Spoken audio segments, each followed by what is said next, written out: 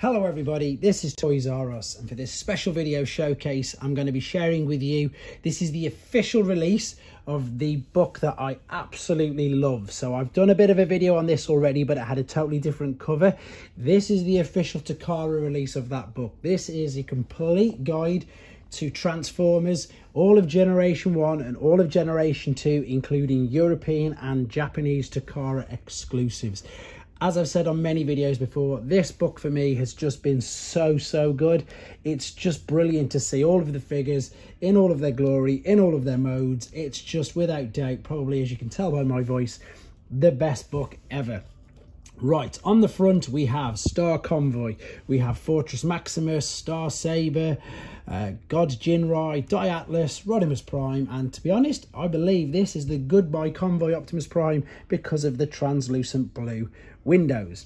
So as I've said, what this has inside of it, we've got a lovely picture there of Star Convoy again, and we've got some brilliant artwork in this. This is quite a bit different when you get to the end to the other book that I did showcase, which again, as I say, I found out is actually a bit of a KO book. So there is some more fantastic artwork of Optimus and Rodimus, and we've got the, I suppose, contents page there. This is so good. It goes year by year, but then when you get to 1987, which was of course where Japan started making their own figures, you've got separated. You've got the USA release, then you've got the Japanese releases after, which of course I'm going to show you as we go through this. So there's the gold Optimus Prime. Right, so we start off with, of course, 1984, and funnily enough, right there it's highlighting what I've just said. So there's your standard Optimus Prime, and there is your gold Goodbye Convoy version of Optimus Prime.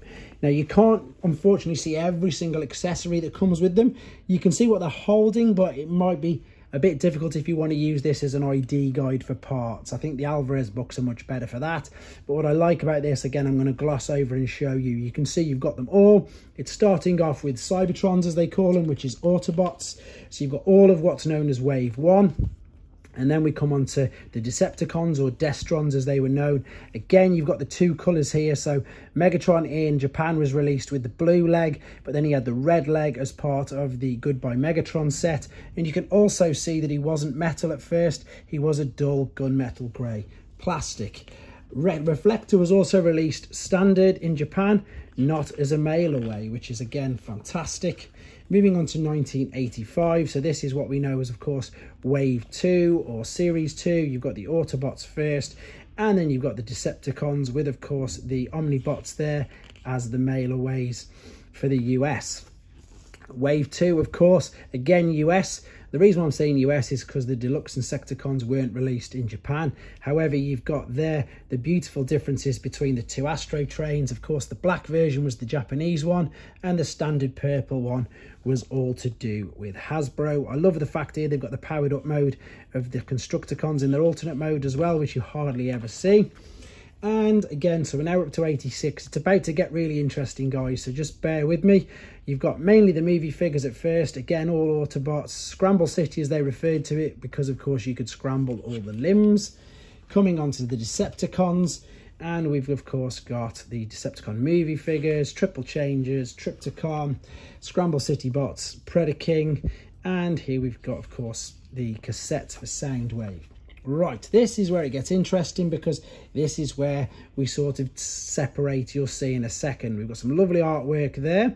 We've got 1987 Autobots first, Technobots, Throttlebots, Headmasters, more Headmasters, the Monster Bots, the Clones, the Counterpunch, Punch, Double Spy, before coming into Decepticons or Destrons.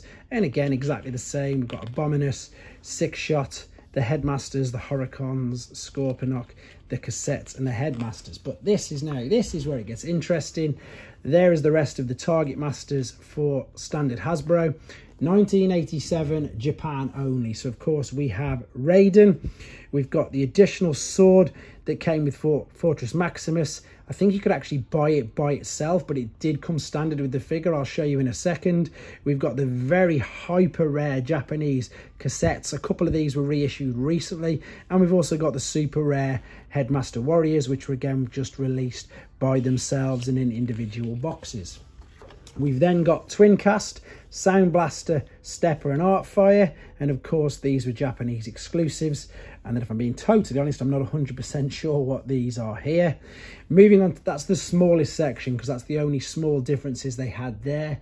In 1988 though, we've obviously got the Hasbro stuff here, so this is all the standard releases which you're used to, and as I refer to in the videos, the Pretenders, and of course the Power Master phase or age of Hasbro figures. Junior Headmasters, Junior Target Masters, Triggercons, Decepticons again, Power Masters as they were known, Junior Headmasters, Small Target Masters, Piranacon as he was known, and again Triggercons. Right, this is actually God Jinrai, we're going to come to in a second.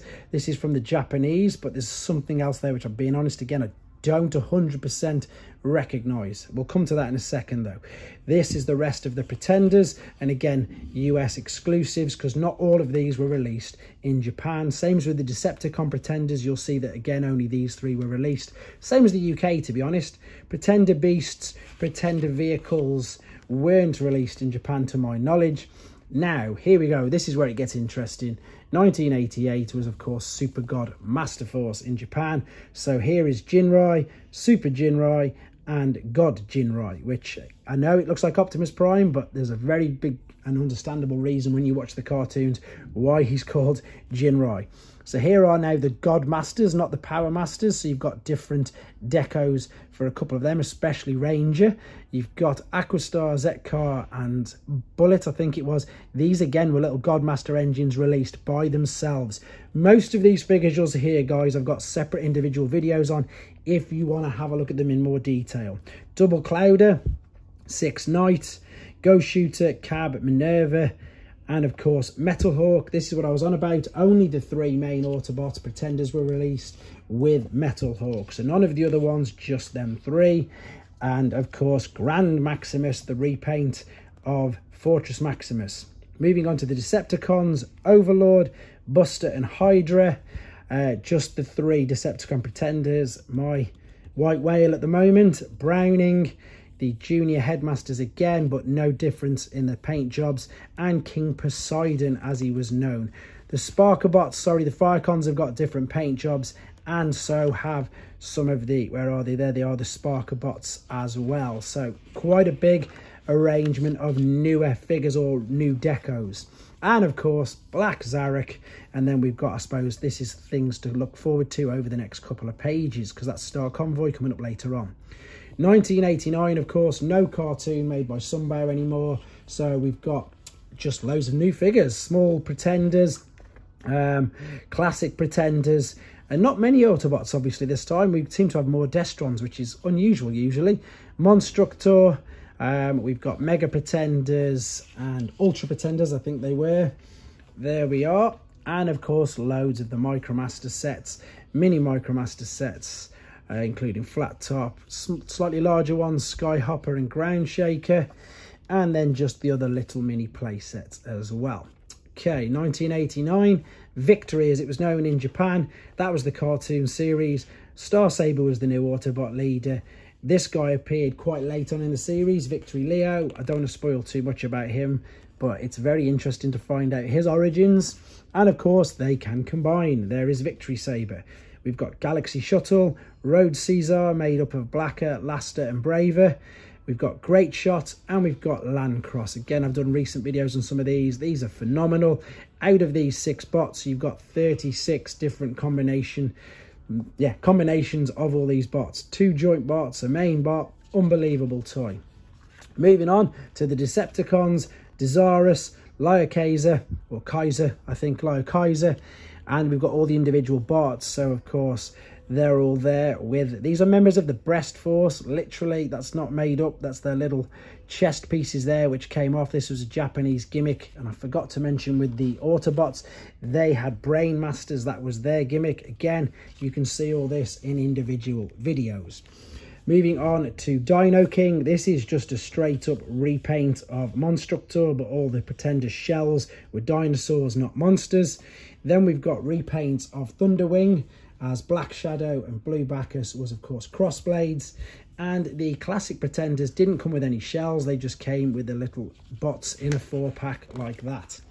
1990, years of the Action Masters in the UK and USA. And we've got, of course, all the main characters. I'm just going to gloss over these. And the play sets, the tank, Gut Cruncher, etc. All of these are your sort of standard release. And then the introduction of the mini spies on some of the cards. And then you've got all the patrols in teams of 4 at the moment. And the reason why I'm pointing that out is because in Japan, as you'll see in a second, they weren't always in teams of 4. We've got the combining Micromasters there with the Autobot headquarters set there as well. And just a few more of the play sets. Still in 1990, but Japan was Zone. Only one cartoon, but a full toy line. Very, very overpowered with Autobots in this. So we've got Diatlas, Roadfire, and Sonic Bomber. These all had so many different modes. I really enjoyed doing the videos on this guy. So Robot, Drill, Jet, Base, and he could combine to make a huge city and a huge ship, which you'll see in a second. Same for this, Jet, Robot, Base, Tank, Base, Robot. And then here we've got all of them combined there to make the huge big powered, and you can just about make out the big base which they all join together. We've got Galaxy Shuttle, which fits on Countdown, and we've got the teams of 4 here, but some of them had different repaints. That is the incredibly rare only Micromaster which came with the Video Zone. We've got a redeco for Sky Hyper. We've got Metro Titan, which is a Decepticon version of Metroplex using that mold. And as you can see, heavily outnumbering, just the Decepticons down here, heavily outnumbered. So 1991, even to people in the US and the UK, some of these might be alien to yourself because a lot of these were European exclusive. So these are European exclusive Action Masters, Trax, Sideswipe. We've got Bombburst, Charger, things like that. We've got Rumbler, Circuit, Slicer, and Thundercracker. Interestingly enough, these 2 guys here, both of these Action Masters, are the origins of Shattered Glass Thundercracker and Shattered Glass Wheeljack. You can see we've also got some watches that were available at the time. And of course, Action Master Elites, Windmill, Omega Supreme. That's, I think it's Double Punch, isn't it? Yeah, Double Punch and Turbo Master. We've got the European releases of these now. So these were now called Gripper, Lightspeed, and Flame. They didn't combine and they had a slightly different colour. And Overlord, again, was reissued in Europe with slightly different coloured parts. That's 1990. 1991, Battle Stars, Return of Convoy. Japanese exclusives only in comics though, unfortunately not a cartoon. This is Star Convoy, Optimus Prime. Of course, there's his base mode, there's his car mode, and there's the Battle Stars platform, which is Convoy, Grandus, and Sky Gary all together.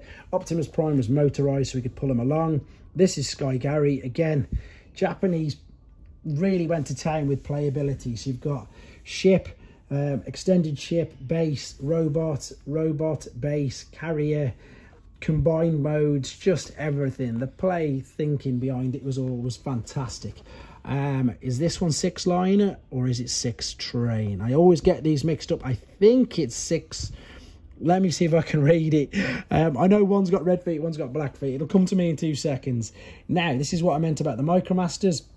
They were released with these little vehicles, which, funnily enough, they're amazing. Again, I've done videos on them. They launched these out of the back. They had their own firing mechanisms. It was fantastic. And they were packaged slightly different. 1992, more European exclusives that came out just before G2. Lots of these you saw again in G2. Rotorstorm, Thunderclash, Scorch, Boss, Flame, Hurricane, Flash, sorry, etc. These were, of course, seen again in Generation 2. These weren't. Rescue Force, I don't think, which is 4 of the Lio Kaiser members, shall we say, but they couldn't combine. G2 Constructicons, which crazily enough had no combining parts or kibble. Skyquake and the rest of the Predators, so Flare, Snare, Falcon, Talon, etc. And in Japan, Operation Combination, 1992's toy line. 6 builder, 6 wing, 6 turbo, And I'm thinking this one's 6-liner, to be honest, because he's got red feet. You may have seen these. They got reused, these molds, about a decade later into, this would have been Devastator, this would have been Superior, this would have been Defensor, and I can't think what he was called, actually, with the new releases. And here we are on the back. You've got the European releases that were released in twin packs in Japan, and then again you've got the hyper rare Guard City and Battle Gaia, which are of course Defensor and Bruticus repaints. That was your entire run of Generation 1, including all European and Japanese exclusives. Generation 2, 1993 to 95. Again, lots of the first figures, but completely redone, either in different colours or with different gimmicks, like the 3 Dinobots, like your mini-bots, or with your different repaints. Aquastars, G2 Megatron. Just as I say, these are crazy. They could have had so many more out. G2 Starscream, Ramjet. Turning it over, you've got your little planes like your Sky Scorcher, etc. And then I think these were released obviously in Japan first, but then they might have been, was it Beast Machines? Please correct me, I'm being honest, I don't know much about these at all. I just know that they were re-released. Predator was, Skyquake was Starscream, Predator was Soundwave, etc. That I do definitely know.